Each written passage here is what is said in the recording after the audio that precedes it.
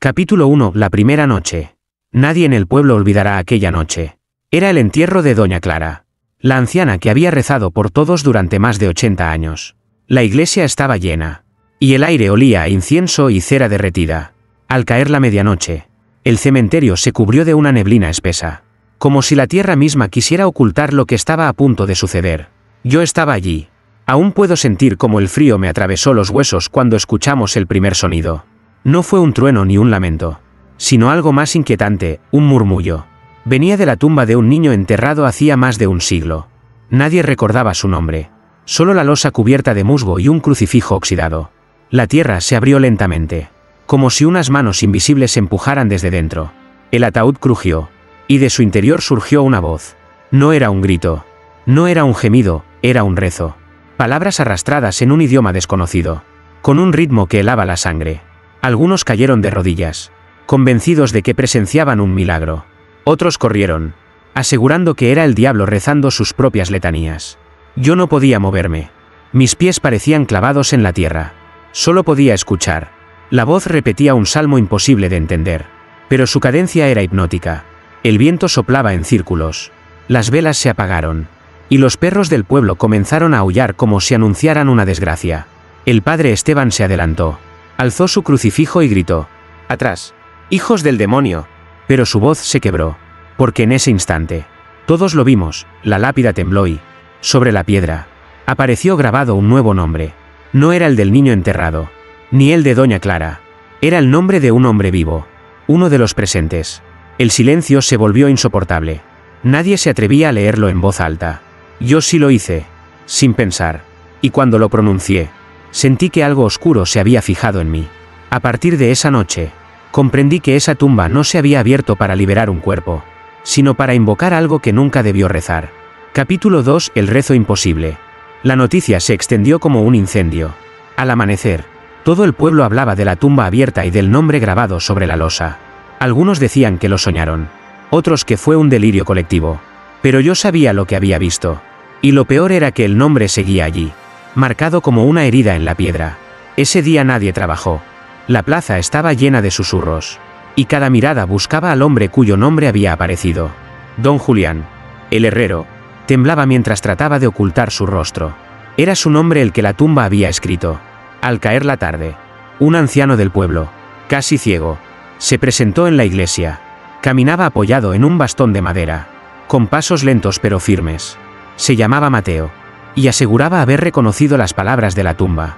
Dijo que no era un idioma extranjero, sino un salmo perdido, uno que había sido arrancado de la Biblia porque ningún hombre debía escucharlo jamás. No es la voz de un muerto, dijo Mateo. Su voz quebrada pero clara. Es la plegaria de los que quedaron atrapados entre el cielo y el infierno. El padre Esteban lo acusó de herejía, pero todos lo escuchábamos con más atención a él que al sacerdote. Mateo describió cómo, en los textos prohibidos de los monjes antiguos, se hablaba de un rezo imposible, uno que podía abrir puertas que ni Dios ni el diablo querían ver abiertas. Esa noche, el pueblo entero acudió al cementerio. A pesar de las advertencias, el aire estaba pesado, cargado de humedad, como si los muros del camposanto respiraran. Justo a medianoche, la tumba volvió a abrirse. El murmullo regresó, más fuerte, más nítido. Todos lo escuchamos, y aunque nadie entendía las palabras, algo dentro de nosotros respondió. Mujeres comenzaron a llorar, hombres se arrodillaron, y los niños se tapaban los oídos con desesperación. Yo juraría que en ese instante el anciano Mateo sonrió. Sus labios se movieron, repitiendo el rezo como si lo supiera de memoria. El viento se arremolinó a su alrededor, levantando polvo y hojas secas. Y cuando terminó, la tumba escribió un segundo nombre en la piedra. No era el de don Julián, era el mío. Capítulo 3. El sacerdote y el secreto. El amanecer me encontró sin dormir. El nombre brillaba en mi mente como un hierro candente, el mío, grabado en la tumba maldita. Intenté convencerme de que era una alucinación colectiva, un truco de sombras o de sugestión, pero cada vez que cerraba los ojos, escuchaba la voz rezando, como si brotara de mi propio pecho. Esa mañana busqué al padre Esteban. Lo encontré en la sacristía, arrodillado, con el rostro hundido entre sus manos. La vela a su lado se consumía más rápido de lo normal, derramando cera en forma de lágrimas. Cuando levantó la mirada, noté que sus ojos estaban enrojecidos y cansados. «Padre, La tumba me ha nombrado, le dije con un hilo de voz. Él me observó en silencio. Demasiado largo, como si ya lo supiera. Entonces se levantó lentamente y cerró la puerta con seguro. Su voz fue un susurro áspero. Nunca debiste estar allí. Lo que confesó después me heló el alma. Su familia había custodiado esa tumba por generaciones. Un pacto antiguo. Lo llamó. Cada cierto tiempo, la tumba se abría para rezar. Y alguien debía responder. Era la única forma de mantener sellada la frontera entre los vivos y los condenados. ¿Y si nadie responde?, pregunté, con el corazón acelerado. Esteban tragó saliva. Sus manos temblaban al sostener el crucifijo. Entonces los rezos no se quedan bajo tierra, se elevan. Y cuando alcanzan los cielos, los ángeles no distinguen si vienen de los justos o de los caídos. A medianoche, incapaz de resistir la curiosidad, decidí vigilarlo. Me escondí tras un ciprés en el cementerio. El frío era insoportable, pero lo que vi me paralizó más que el hielo. El padre Esteban estaba arrodillado frente a la tumba, su voz repitiendo palabra por palabra el rezo imposible. Sus labios se movían al compás exacto de la voz que surgía de la tierra. De repente, la tumba respondió con un eco más fuerte, como si se alegrara de ser escuchada. La losa volvió a estremecerse, y un nuevo nombre comenzó a dibujarse lentamente en la piedra. No era el mío, no era el de Julián, era el del propio padre Esteban. Y aún así, él no se detuvo. Rezaba con lágrimas en los ojos, como si aquello fuera lo único que podía salvarlo, o condenarlo para siempre. Capítulo 4. Los muertos que escuchan. Esa noche, lo que ocurrió en el cementerio cambió para siempre la manera en que el pueblo entendía la muerte. El nombre del padre Esteban seguía brillando en la piedra húmeda, grabado como si el mismo fuego lo hubiera marcado. Sin embargo, él continuaba rezando, repitiendo aquel salmo prohibido, con la frente pegada a la tierra como si escuchara una voz que lo guiaba desde el fondo de los huesos. Yo estaba paralizado, pero no era el único testigo. A mi alrededor, otras sombras comenzaron a asomarse entre los árboles. Eran vecinos que, desobedeciendo las órdenes del sacerdote, habían venido a mirar lo imposible. Y todos lo vimos al mismo tiempo. No solo la tumba maldita se agitaba, sino las demás también. Un golpe seco resonó en la noche. Luego otro. Venía de los ataúdes, como si las manos de los muertos golpearan para hacerse escuchar. El silencio del cementerio se quebró con una sinfonía de golpes sordos, cada uno más fuerte que el anterior. Las mujeres lloraban. Los hombres se persignaban. Nadie se atrevía a acercarse. Pero lo peor aún estaba por llegar. El murmullo de la tumba principal se elevó. Y esta vez, no fue una plegaria solitaria. Cientos de voces la acompañaron desde el subsuelo. Voces quebradas, roncas, como si todos los difuntos del cementerio hubieran despertado al mismo tiempo para rezar en un idioma que quemaba los oídos. El anciano Mateo, el que decía conocer el salmo, cayó de rodillas con una sonrisa demente. «Lo escuchan», gritaba. «Nuestros muertos escuchan el rezo imposible». El aire se volvió pesado, y un hedor a tierra podrida salió de las grietas. Yo juraría que vi algunos ataúdes moverse, empujando la tierra desde dentro. Por un instante, una mano huesuda asomó entre las raíces, temblando como si suplicara acompañar la oración. El padre Esteban se desplomó al suelo, exhausto, mientras la tumba seguía abierta. El rezo no se detuvo, y las voces tampoco. Parecía que el cementerio entero respiraba con nosotros. De repente, un silencio brutal cayó sobre todos. La tumba volvió a cerrarse con un golpe seco. Las demás quedaron inmóviles, como si nada hubiera pasado. Solo el eco quedaba en nuestras cabezas. Cuando me atreví a mirar de nuevo la losa, descubrí algo que heló mi sangre. No había un solo nombre grabado esta vez, sino decenas.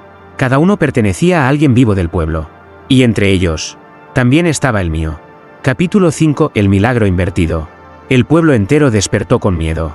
La lista de nombres que había aparecido sobre la losa se esparció como un veneno en cada conversación. Algunos juraban haberlo soñado.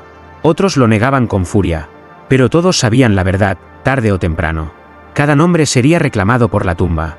La primera en desafiar el temor fue doña Mercedes, la mujer que llevaba años rogando un hijo a Dios. Su nombre estaba grabado. Y en un acto de desesperación se acercó a la tumba con las manos en el vientre, llorando y suplicando. Nadie pudo detenerla. Si esta tumba es capaz de quitar vidas, también puede darla, gritaba entre sollozos. Esa misma semana, los rumores comenzaron. Mercedes estaba encinta. Los médicos no lo entendían. La ciencia lo negaba. Pero su vientre crecía como el de una mujer de meses, no de días. La gente comenzó a hablar de un milagro, de la prueba de que aquella tumba era sagrada y no maldita. El padre Esteban, debilitado, se encerró en el templo, sin dar explicaciones, mientras el anciano Mateo aseguraba que lo que naciera de ese vientre sería la voz misma del rezo. Yo la vi una noche en el mercado. Su piel estaba pálida, los labios resecos, pero sus ojos brillaban con un fuego extraño. Cuando le pregunté cómo se sentía, respondió con un susurro que no olvidaré jamás: Él ya reza dentro de mí. El silencio que siguió fue insoportable. Sentí un escalofrío al darme cuenta de que su vientre se movía, no como el de un bebé, sino como algo que palpita al ritmo de una oración. Un murmullo leve, casi inaudible, se escapaba de su boca sin que ella se diera cuenta, repitiendo palabras imposibles. Al caer la noche, mientras el pueblo dormía, el cementerio volvió a abrir su herida. La tumba rezaba más fuerte que nunca, y esta vez, los ecos parecían salir no solo de la tierra, sino también del vientre de Mercedes. Era como si ambos estuvieran unidos en un mismo rezo blasfemo. Algunos cayeron de rodillas, convencidos de estar ante la llegada de un nuevo Mesías. Otros, como yo, comprendimos con horror que ese milagro no era un regalo del cielo, sino un recordatorio de que la tumba podía dar vida, pero una vida que no pertenecía a los hombres. Y esa vida pronto nacería. Capítulo 6. La profecía escrita en hueso. La noticia del embarazo de doña Mercedes se convirtió en obsesión. Algunos lo llamaban milagro, otros castigo, pero lo cierto es que el pueblo ya no rezaba en la iglesia, sino en el cementerio, esperando cada medianoche a que la tumba hablara. El padre Esteban intentaba impedirlo, pero su voz se apagaba frente al fervor creciente. Fue entonces cuando apareció el sacristán Tomás, hombre humilde, casi invisible, siempre barriendo el atrio y encendiendo velas olvidadas. Una madrugada, se presentó en la plaza con las manos temblorosas y los ojos hundidos. Llevaba algo envuelto en un lienzo ennegrecido. Lo encontré en la tumba, susurró, y cuando desplegó el paño, todos retrocedimos. Era un hueso humano, largo y amarillento, con inscripciones grabadas a fuego en su superficie. No eran marcas de tiempo ni desgaste, sino palabras talladas con precisión, en un latín tan antiguo que ni el padre Esteban pudo traducirlo completo. El anciano Mateo, en cambio, lo reconoció de inmediato. Sus dedos recorrieron las grietas del hueso como quien lee un evangelio prohibido. Es una profecía, dijo con voz quebrada. Una advertencia que los muertos dejaron escrita para los vivos. El silencio cayó sobre la multitud. Mateo tradujo fragmentos entre tartamudeos: si el rezo se rompe, la tierra escupirá a sus hijos; si el vientre maldito pare, la oración dejará de pertenecer a los hombres. Las palabras parecían morder el aire. Mercedes, que estaba allí, acarició su vientre con una sonrisa febril. Entonces yo soy el puente, murmuró, la elegida para traer lo que está más allá del cielo y del infierno. Esa misma noche, decidí vigilar el cementerio otra vez. El viento silbaba entre las cruces, y la tumba volvió a abrirse. La voz emergió con fuerza, pero esta vez no estaba sola. Del interior surgieron pequeños fragmentos de hueso, como si fueran semillas arrojadas por la tierra. Cada uno llevaba marcas similares, todas incompletas, como piezas de un texto aún mayor. Me incliné para observarlos, y sentí un vértigo insoportable. Era como si los huesos quisieran que los tocara, como si me llamaran por mi nombre. Detrás de mí, el padre Esteban me sujetó con fuerza.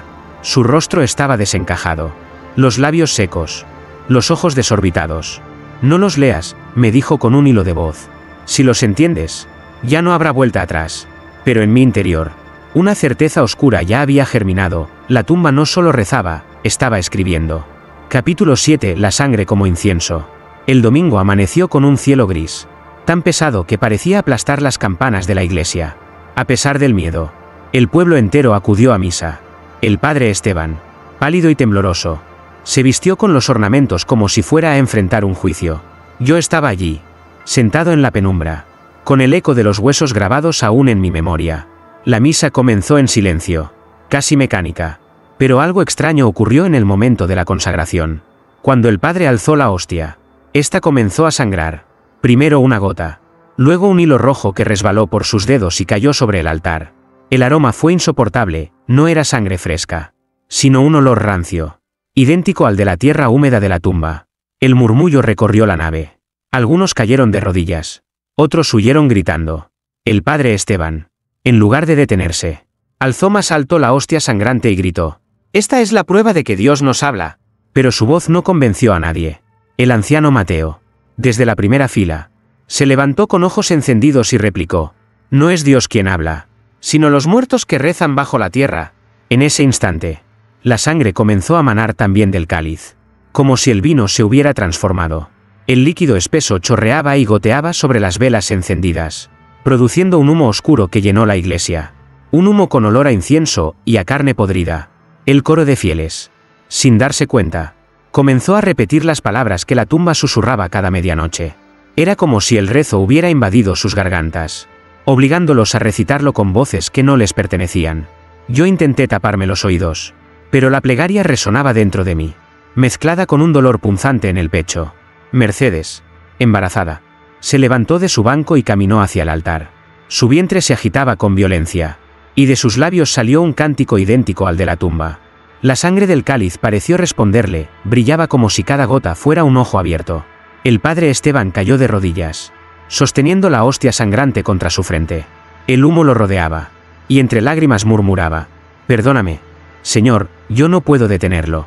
Ese día comprendimos que la iglesia ya no era un refugio, sino una prolongación del cementerio, y que la tumba había invadido el altar. Capítulo 8. Los nombres prohibidos. El humo de aquella misa todavía parecía flotar sobre el pueblo, impregnando las casas, los patios y hasta el agua de los pozos. Nadie volvió a mencionar la palabra milagro. Ahora todos hablaban de condena. Esa misma noche, el cementerio volvió a abrir su herida. Yo estaba allí, escondido entre las sombras, incapaz de resistir la atracción de esa voz que, aunque me aterraba, también me llamaba como un eco inevitable. El rezo comenzó como siempre, un murmullo lento, antiguo, imposible de comprender.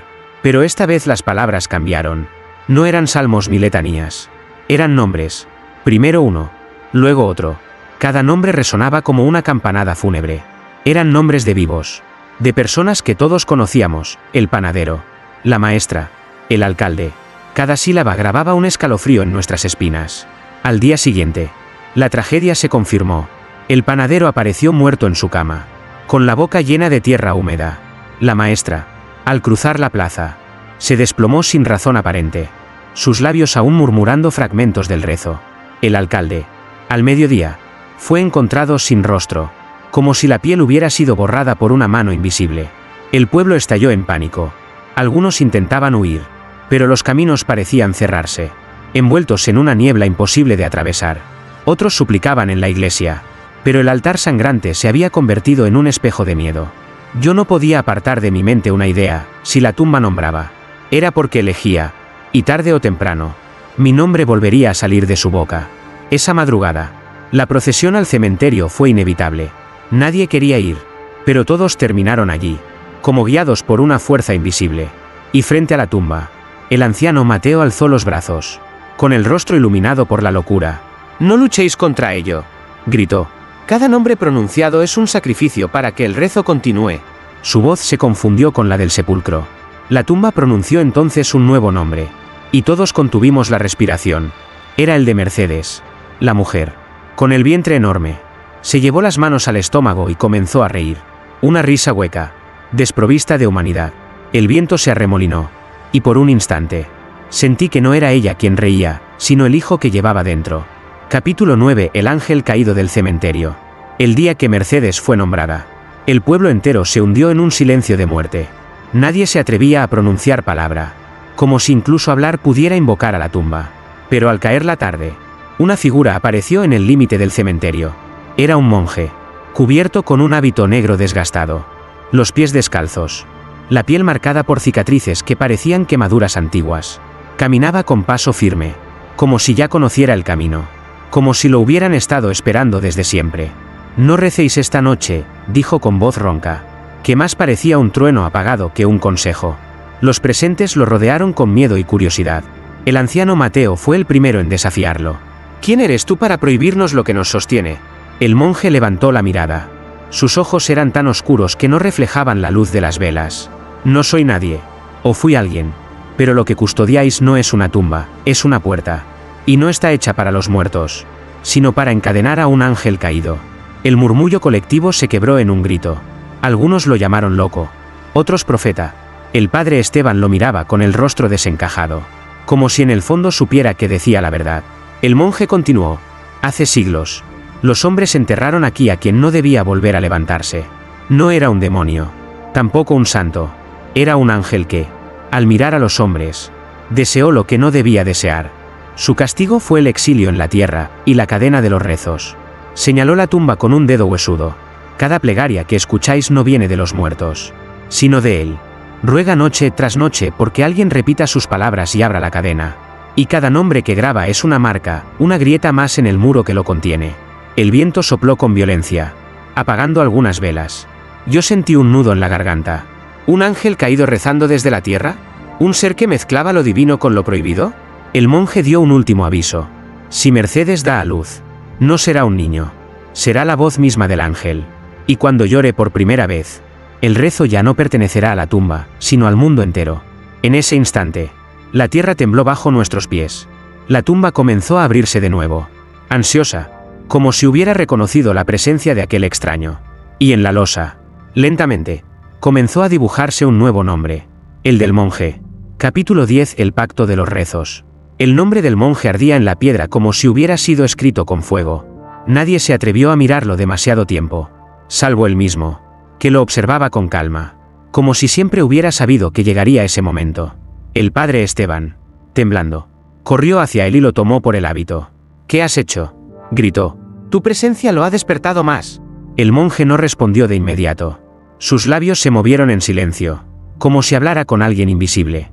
Luego, miró al sacerdote con una mezcla de lástima y desprecio. Tú lo sabías, Esteban. Tu linaje lo juró. Un murmullo recorrió a los presentes. Yo me acerqué, con el corazón latiendo como un tambor. ¿Qué linaje?, pregunté, incapaz de contenerme. El monje señaló con un dedo acusador al sacerdote. Su familia fue la primera en escuchar la oración, y también la primera en repetirla.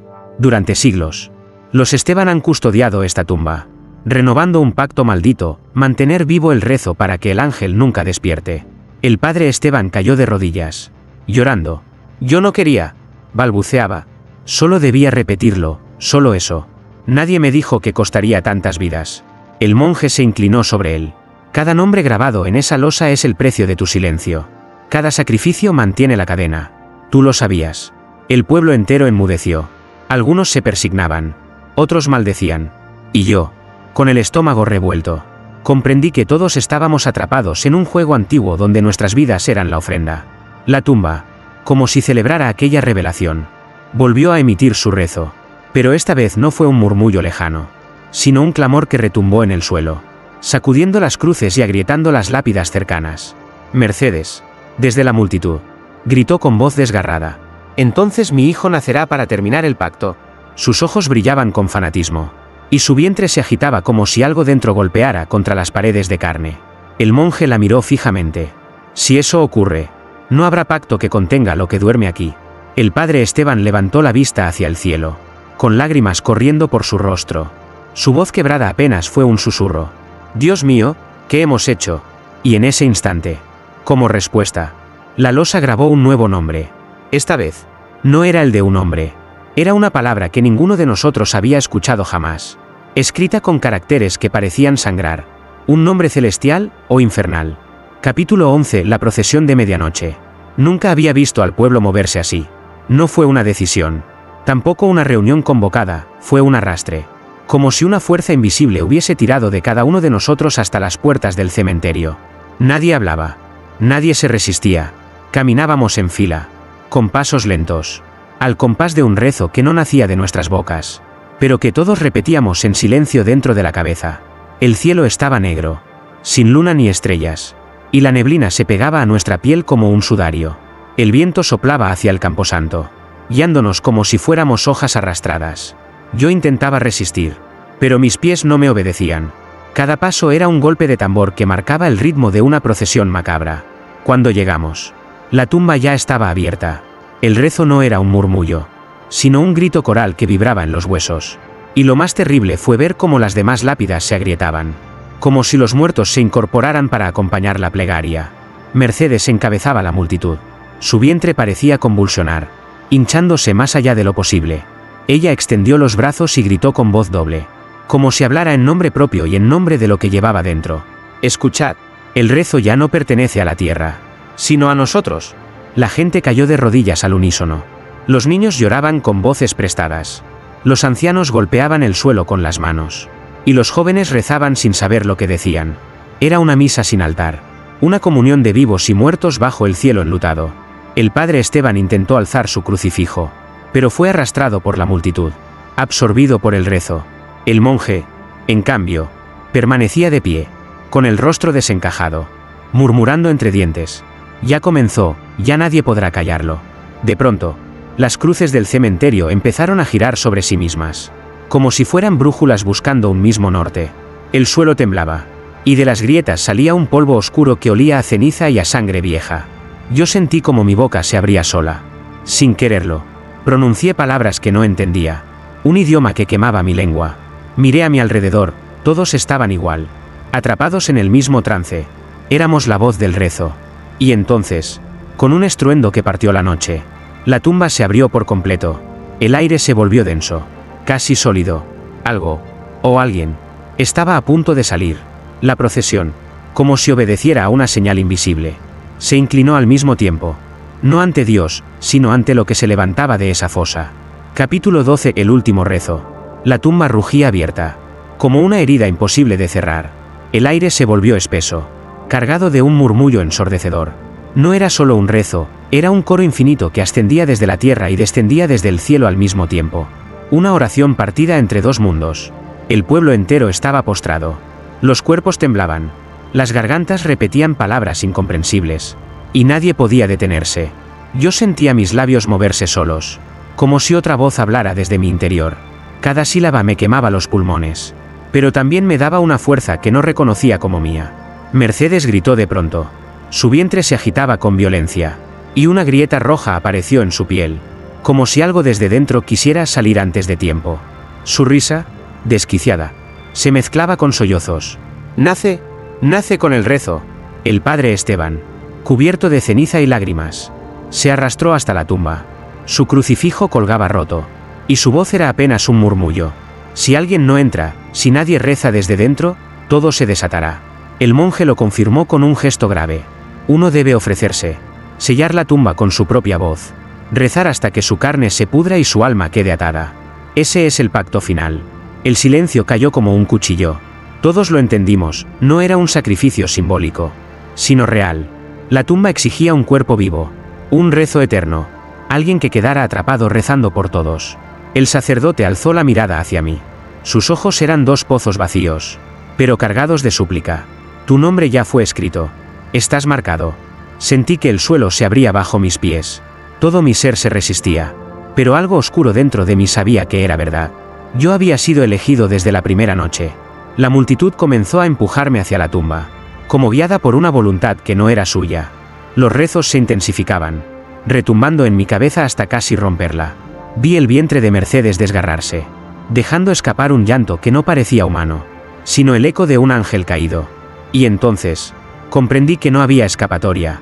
Si yo no entraba, el pueblo entero quedaría condenado. Me acerqué a la fosa. El aire era un torbellino de ceniza, sangre y plegarias. Miré atrás por última vez, nadie lloraba. Nadie se resistía. Todos estaban atrapados en el rezo. Di un paso, luego otro. El frío me abrazó como un manto de piedra. Y cuando crucé el borde, la voz de la tumba se mezcló con la mía, sellando un pacto que no tendría fin. La losa comenzó a cerrarse sobre mí, mientras mis labios seguían repitiendo las palabras imposibles. El último rezo ya no pertenecía a la tumba, sino a mí. Capítulo 13. El niño sin bautizo. El pueblo creyó que todo había terminado cuando la losa se cerró sobre mí. Pensaron que el sacrificio había sellado la grieta y que el rezo imposible quedaría atrapado bajo tierra. Pero la calma duró apenas unas horas. Porque esa misma madrugada, los gritos de Mercedes desgarraron la oscuridad. Entre convulsiones, su vientre se abrió como un cántaro roto. Y el niño nació en medio de un coro de voces invisibles. No lloraba como un recién nacido. Rezaba. Sus labios diminutos se movían con una precisión imposible, pronunciando las mismas palabras que yo seguía repitiendo desde el interior de la tumba. Las mujeres que acudieron para ayudar huyeron despavoridas. El padre Esteban se acercó con agua bendita, dispuesto a bautizarlo. Pero al ver al niño se paralizó.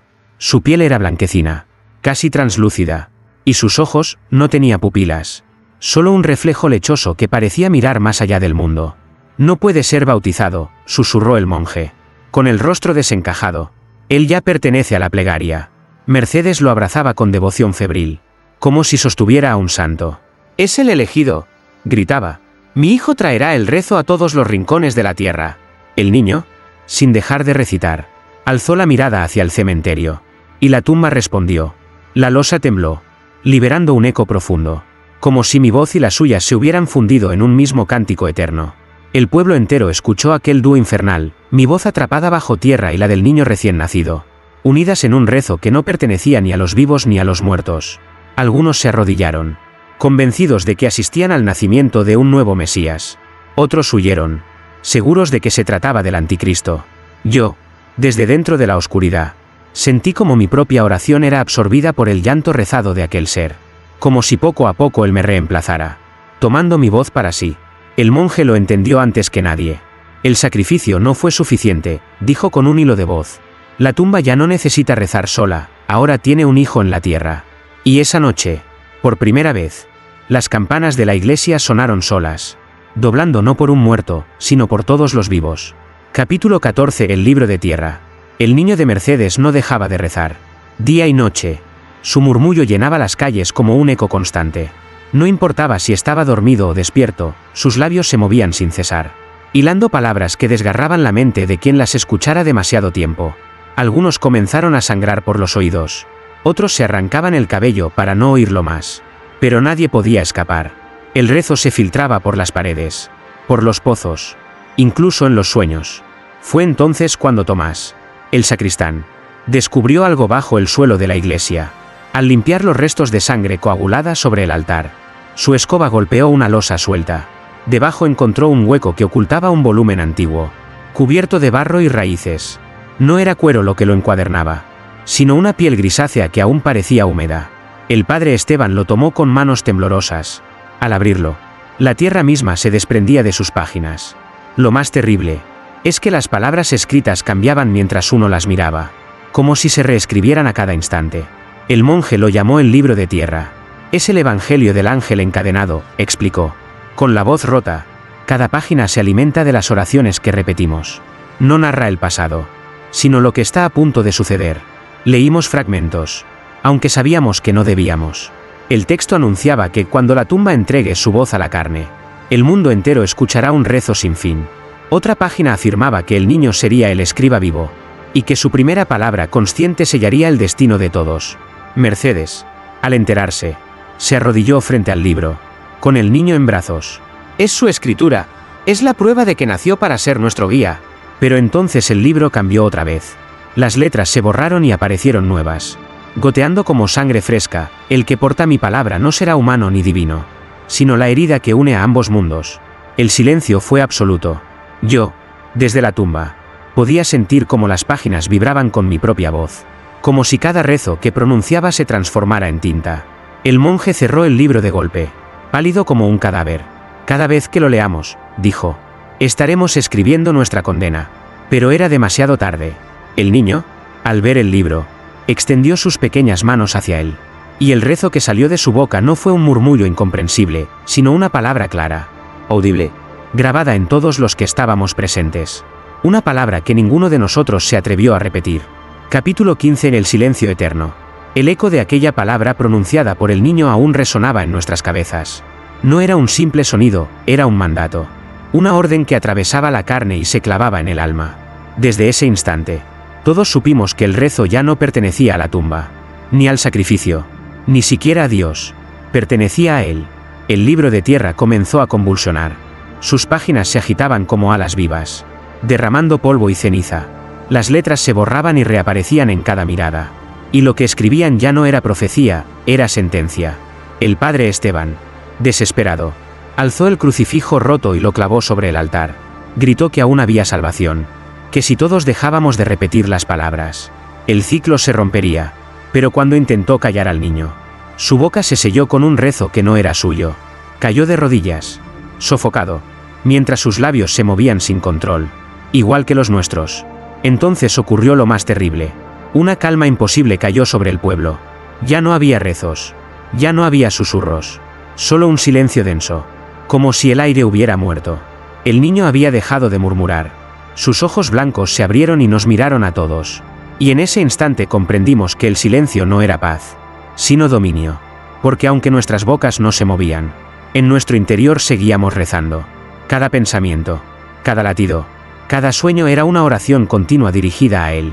El rezo se había convertido en parte de nuestra sangre. Mercedes, con una sonrisa extasiada, sostuvo al niño en alto. El ángel ya no necesita cadenas, dijo. Somos nosotros las cadenas. El monje retrocedió, horrorizado. No habrá fin, susurró. Mientras vivamos, su voz vivirá. Y entonces lo entendí. La tumba no se había cerrado del todo sobre mí. Yo seguía allí, atrapado, repitiendo el rezo. Pero ahora era apenas un eco débil, ahogado por el coro de un pueblo entero convertido en oración. Desde esa noche, nadie volvió a escuchar palabras humanas en las calles. Solo el silencio, un silencio que es, en realidad, el rezo eterno que llevamos dentro. El silencio que nunca termina. Epílogo: el eco que nunca calla. Han pasado años desde aquella última noche. El pueblo parece abandonado, casas en ruinas, calles cubiertas de maleza, campanas oxidadas que ya no repican. Pero quien se atreve a entrar descubre que no está vacío. Los cuerpos siguen allí, inmóviles, con los ojos abiertos y los labios cerrados. No hablan, no comen, no respiran. Parecen estatuas de carne, condenadas a la quietud. Sin embargo, si uno se acerca demasiado, puede sentirlo, un murmullo constante, apenas audible, que vibra bajo la piel. No es un sonido que venga de la boca, sino del interior, del corazón mismo. Cada habitante sigue rezando en silencio, eternamente. Dicen que en las noches sin luna, el cementerio se ilumina con una luz blanquecina, y que la tumba, cubierta de grietas, late como un corazón enterrado. Allí, bajo la losa, mi voz continúa atrapada, repitiendo el rezo imposible, pero ya no importa, porque soy apenas una nota más en el coro infinito. El niño, ahora convertido en joven, camina entre las ruinas con el libro de tierra bajo el brazo. Sus ojos siguen vacíos, y cada paso suyo hace temblar las paredes. No necesita hablar, el mundo entero reza por él, y quienes pasan cerca del pueblo aseguran que, en el silencio absoluto, sienten un impulso extraño, mover los labios, repetir palabras que no entienden. Nadie logra resistirlo demasiado tiempo. La tumba que se abrió para rezar ya no está sola. El rezo imposible se ha extendido, y tarde o temprano, llegará hasta ti.